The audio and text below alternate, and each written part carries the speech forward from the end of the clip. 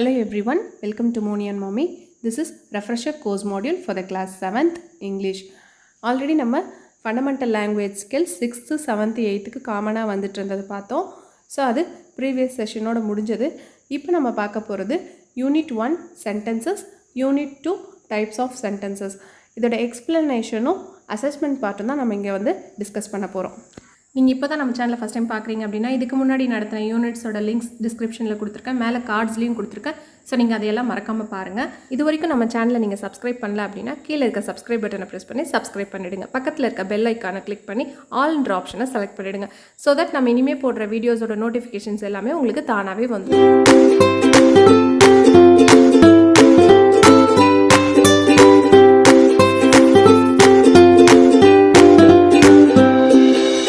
Let's start our session now. Unit 1 sentences. First sentence na என்னன்னு தெரிஞ்சுக்கணும். What is a sentence? A sentence is a group of words which makes complete sense. Group of words இருக்கணும். அந்த எல்லா வேர்ட்ஸும் சேர்ந்து ஒரு கம்ப்ளீட்டான meaning கொடுக்குற மாதிரி இருந்ததுன்னா அது பேர் sentence. It has a subject and a predicate. ஒரு சப்ஜெக்ட் ஒன்று இருக்கும், அடுத்தது ப்ரெடிகேட் ஒன்று இருக்கும். இது ரெண்டும் இருந்தால் தான் சென்டென்ஸ்னு சொல்ல முடியும். Let me tell you few examples for sentence. I like to speak English.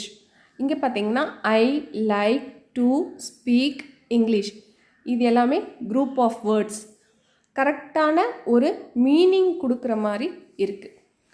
It gives a complete sense. So it is a sentence. She is a business woman. இதுவும் group of words-ஆக இருக்குது, complete sense இருக்குது. ஓகேங்களா? Raja is my neighbor. இதுவும் group of words. It gives complete sense.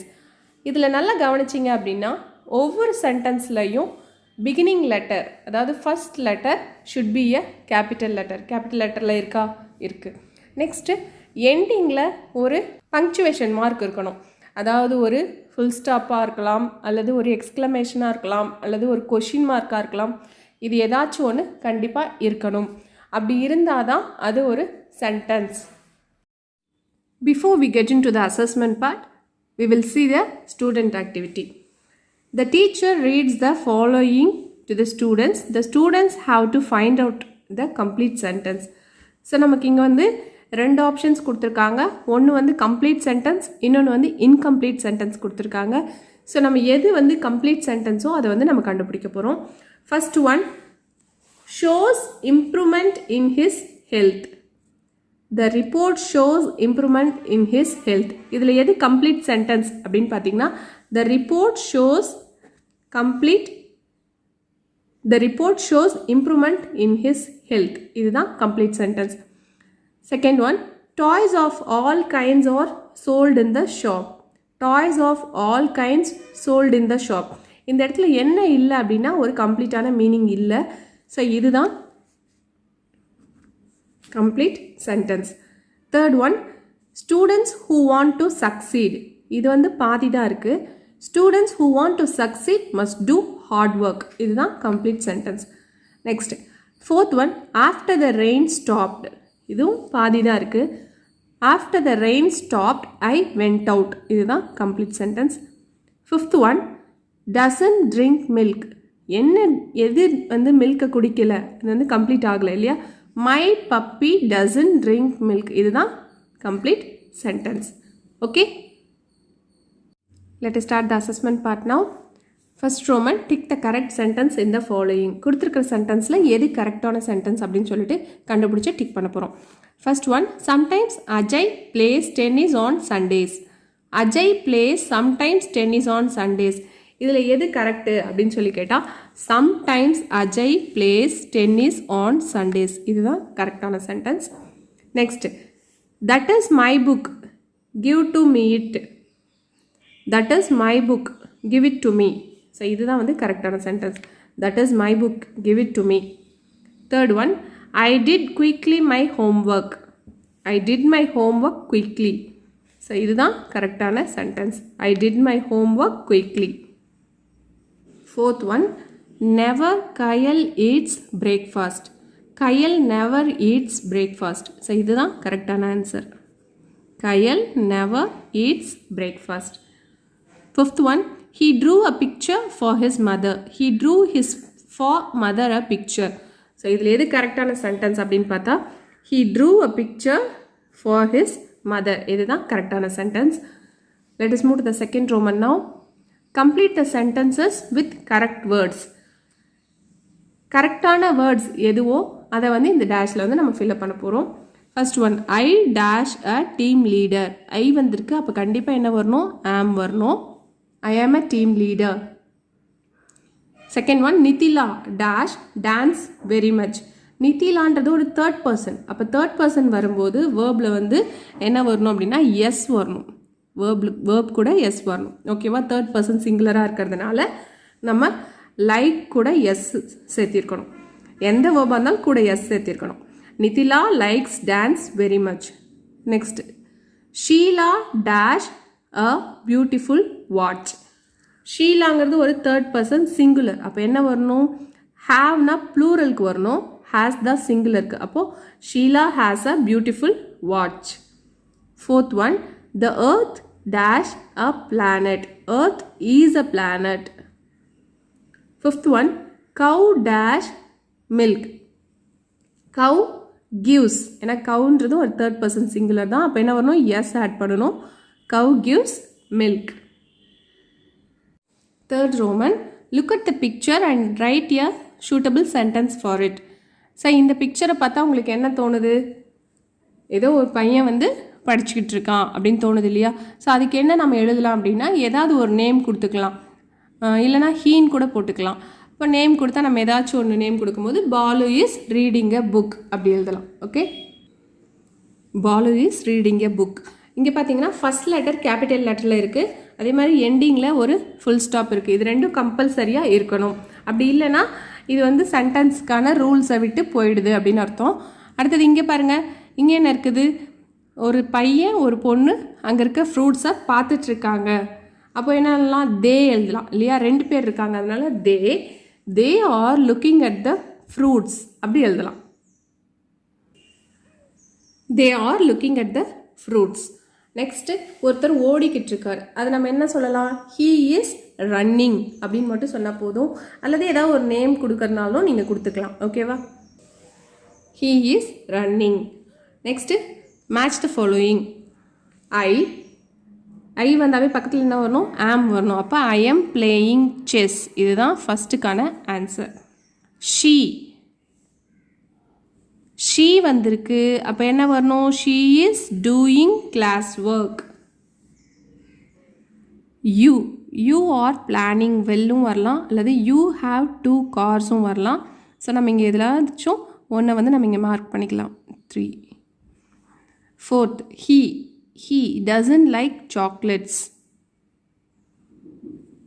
They have 2 cars. ஓகேவா? Fifth Roman, look at the picture, develop the hints given and write a story using meaningful sentences.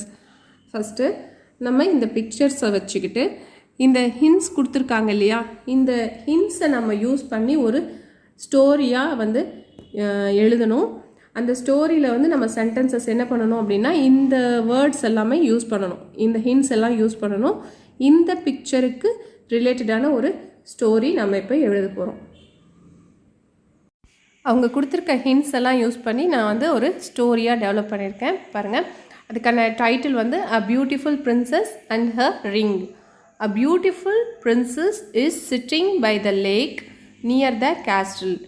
Her gold ring suddenly falls into the lake and she starts to cry. Don't worry, I will find your ring, says a frog.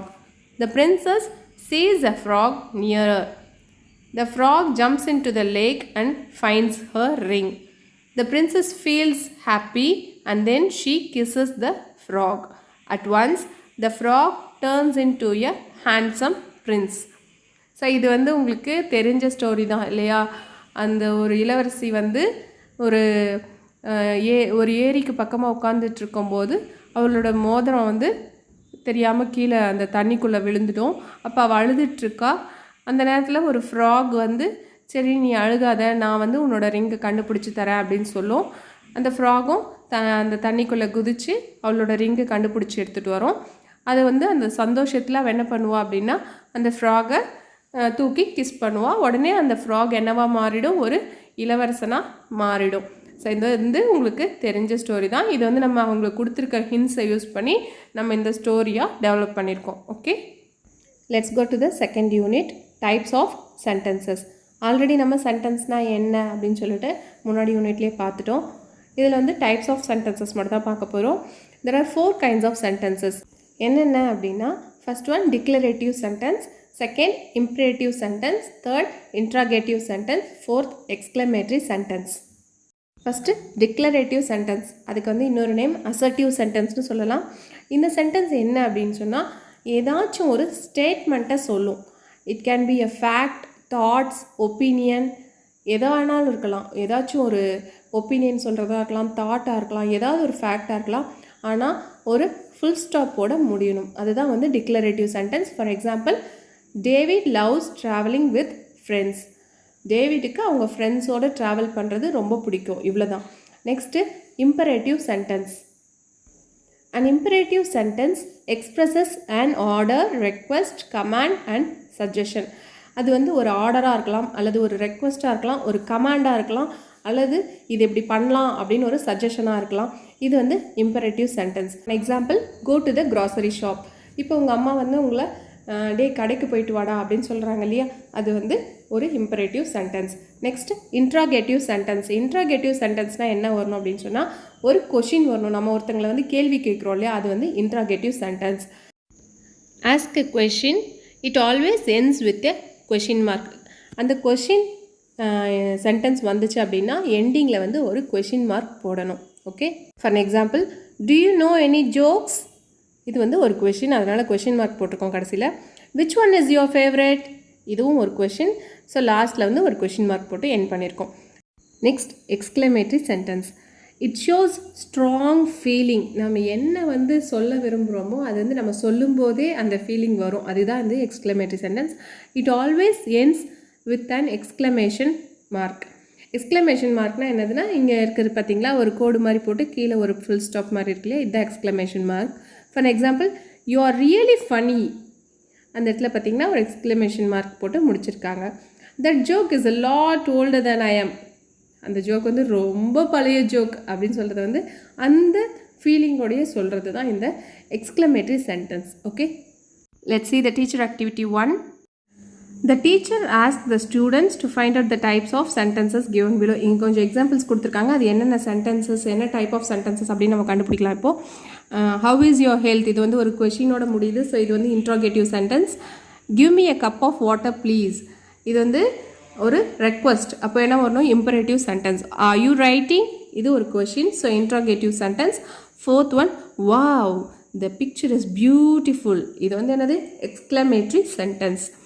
Fifth one, I M busy. இது just sentence. இது வந்து declarative sentence. Next teacher activity பார்க்கலாம். இப்போது இங்கே கொடுத்துருக்க சென்டென்ஸில் இருக்க words எல்லாம் ஜம்பிள்டாக இருக்குது, அதாவது மாறி மாறி இருக்குது. அதை நம்ம கரெக்டாக ஃப்ரேம் பண்ணி அது என்ன டைப் அப்படின்னு சொல்லிட்டு எழுத போகிறோம். ஃபர்ஸ்ட் ஒன் என்ன இருக்குது, வாட் டூயிங் யூ ஆர். இது என்ன வரணும் அப்படின்னா, வாட் ஆர் யூ டூயிங். இது வந்து ஒரு கொஷின், இன்ட்ராகேட்டிவ் சென்டென்ஸ்.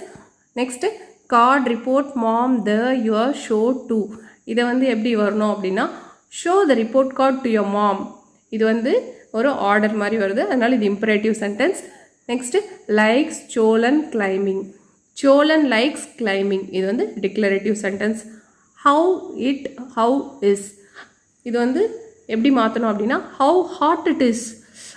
எவ்வளோ சூடாக இருக்குது. இதுதான் வந்து exclamatory sentence. Let's see the assessment part now. First Roman, match the types of sentences in column A with their examples in column B. So இந்த side வந்து டைப்ஸ் ஆஃப் சென்டென்சஸ் கொடுத்துருக்காங்க, இந்த side வந்து எக்ஸாம்பிள்ஸ் கொடுத்துருக்காங்க. எதுக்கான example அப்படின்னு பார்க்கலாம். இன்ட்ராகேட்டிவ்னா என்னது, கொஷின் மார்க் வரணும். ஹூ டுக் மை பென்சில், இதுதான் இதுக்கான ஆன்சர். Next imperative sentence. இம்பரேட்டிவ்னா என்னது, ஒரு பொலைட்டான ரெக்வஸ்ட்டாக இருக்கலாம், இல்லை ஆர்டராக இருக்கலாம். அந்த மாதிரி இருக்கிறது எது, give me your book please. So இதுதான் வந்து இதுக்கான ஆன்சர். டிக்ளரேட்டிவ் சென்டென்ஸ், இது வந்து ஒரு நார்மல் சென்டென்ஸ், ஏதாச்சும் ஒரு மெசேஜ் கன்வே பண்ணணும், அவ்வளோதான். Aadhi likes to read magazines after school. Next எதுக்கு எக்ஸ்க்ளமேஷன் மார்க் இருக்குதுன்னு பாருங்கள், அதுதான் எக்ஸ்க்ளமேட்டரி சென்டென்ஸ். ஸோ இங்கே எது எக்ஸ்க்ளமேட்டரி சென்டென்ஸ் அப்படின்னா, hurray we won the race. இதுதான் exclamatory sentence. Second roman, identify and label the types of sentences in the following. First one, keep off the grass. அந்த புல்லை கீழே வை அப்படின்னு சொல்கிறது என்னது அப்படின்னு சொன்னால் ஒரு imperative sentence. Have you lost your money? இது வந்து ஒரு கொஷின் வந்திருக்கு. அப்போ இது என்னது? Interrogative sentence. Third one, I am reading a newspaper. இது வந்து ஜஸ்ட் அ சென்டென்ஸ். அப்போ இது என்னது? Declarative sentence. Fourth one, what a tall building it is. இது வந்து ஒரு எக்ஸ்க்ளமேஷன் மார்க்கோட முடியுது. அப்போ இது என்னது? Exclamatory sentence. ஸோ இது புரிஞ்சுதுங்களா? we shall move to the next Roman now. Third Roman, fill in the boxes with suitable answers choosing from the sentence bank. So இங்கே வந்து நமக்கு நிறைய சென்டென்சஸ் கொடுத்துருக்காங்க. கீழே டைப்ஸ் ஆஃப் சென்டென்சஸ் கொடுத்துருக்காங்க. இதில் எந்த சென்டென்ஸ் வந்து என்ன டைப்புக்கு சேரும் அப்படின்னு சொல்லிட்டு நம்ம கீழே எழுத போகிறோம். ஓகே, ஃபர்ஸ்ட் வந்து டிக்ளரேட்டிவ் சென்டென்ஸ் கொடுத்துருக்காங்க. அதுக்கு என்னென்ன வரும் அப்படின்னா, I won the match, he can kick the ball. இதெல்லாம் வந்து ஒரு நார்மலான sentence, just it gives messages. இது வந்து டிக்ளரேட்டிவ் சென்டென்ஸ். நெக்ஸ்ட்டு இன்ட்ராகேட்டிவ் சென்டென்ஸ்னால் என்ன வரணும்? கொஷின் மார்க் வரணும். அப்போ do you like to play, can you help me, இது ரெண்டும் கொஷின்ஸ். ஸோ இது வந்து இன்ட்ராகேட்டிவ் சென்டென்ஸ். நெக்ஸ்ட் இம்பரேட்டிவ் சென்டென்ஸில் என்ன வரணும் அப்படின்னா, go to the classroom, கிளாஸுக்கு போ. இது வந்து ஒரு order. Don't go out when it rains, மழை பெய்யும் போது வெளியே போகாத. இது ரெண்டும் என்னது அப்படின்னு சொன்னால் imperative sentence. Exclamatory sentence, what a cute puppy. இது வந்து ஒரு அழகாக வந்து சொல்லுது. அடுத்தது, அலாஸ் ஹி மெட் வித் அன் ஆக்சிடெண்ட். இது வந்து ஒரு சோகமான விஷயம் இல்லையா? ஆக்சிடெண்ட் நடந்துருச்சு அப்படின்னு சொல்கிறத வந்து அலாஸ் அப்படின்னு சொல்கிற எக்ஸ்க்ளமேஷன் வேர்டோட நம்ம சொல்லலாம். ஸோ இது ரெண்டும் exclamatory sentence. Next, look at the pictures and frame sentences. இங்கே என்ன பார்க்கணும் அப்படின்னா, இங்கே வந்து பிக்சர்ஸ் கொடுத்துட்டாங்க, அது பக்கமே வந்து என்ன டைப் ஆஃப் சென்டென்ஸ்னு சொல்லிட்டாங்க. அந்த பிக்சருக்கு ஏற்ற மாதிரி நம்ம சென்டென்ஸ் ஃப்ரேம் பண்ணணும். ஓகே, இந்த சைடு வந்து பிக்சர்ஸ் கொடுத்துருக்காங்க இல்லையா? ஸோ ஃபஸ்ட் பிக்சர் என்னது அப்படின்னா, ஒரு பர்த்டே செலிப்ரேஷன் இருக்குது. அது வந்து டிக்ளரேட்டிவ் சென்டென்ஸில் நம்ம என்ன எழுதலாம் அப்படின்னு சொன்னால், we are celebrating our dad's birthday. இது வந்து ஒரு எக்ஸாம்பிள் தான், உங்களுக்கு என்ன தோணுதோ நீங்கள் எழுதிக்கலாம். ஓகேவா? இங்கே வந்து பசங்க சொல்கிற மாதிரி எழுதியிருக்கேன். We are celebrating our dad's birthday அப்படின்னு சொல்லிட்டு எழுதியிருக்கேன். இது வந்து ஒரு டிக்ளரேட்டிவ் சென்டென்ஸ். நெக்ஸ்ட்டு, இவங்கெல்லாம் வந்து டான்ஸ் ஆடிக்கிட்டு இருக்காங்க. ஸோ இன்ட்ராகேட்டிவ் சென்டென்ஸில் வரணும். என்ன எழுதலாம் அப்படின்னா, ஆர் தே டான்ஸிங் ஜாய்ஃபுல்லி, அவங்கெல்லாம் சந்தோஷமாக டான்ஸ் ஆடிக்கிட்டு இருக்காங்களா? ஓகே, நெக்ஸ்ட்டு, ஒருத்தர் வந்து கார் ஓட்டிகிட்டு போகிற மாதிரி இருக்குது. இம்பரேட்டிவ் சென்டென்ஸில் என்ன எழுதலாம் அப்படின்னா, ட்ரைவ் கேர்ஃபுல்லி, பத்திரமா ட்ரைவ் பண்ணுங்கள் அப்படின்னு சொல்கிற மாதிரி எழுதலாம். நெக்ஸ்ட்டு, இங்கே வந்து ப்ரைஸ் வின் பண்ணியிருக்கிற பிக்சர் இருக்குது. ஸோ அதுக்கு வந்து எக்ஸ்க்ளமேட்டரியில் என்ன எழுதலாம் அப்படின்னா, wow Ramu one the first prize. Next, fifth Roman, frame sentences for the following.